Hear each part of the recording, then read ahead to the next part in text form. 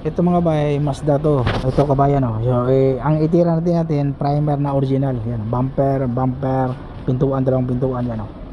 So, nirepair natin. Bagong sikanhan yan sa kabayan, yung pintuan dalawa. So, ito kabayan, kahit mag-original primer tayo, titirahin pa rin natin na ganito to siya.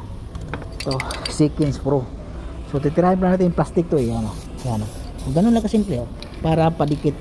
Importante ito sa plastic. Huwag nyo kalimutan to. Pag hindi ito malagyan, delikado. Yan o. Yan o. Plastic yan o. Yan o. Tapos primer na tayo dyan. Okay na yan siya i-primer.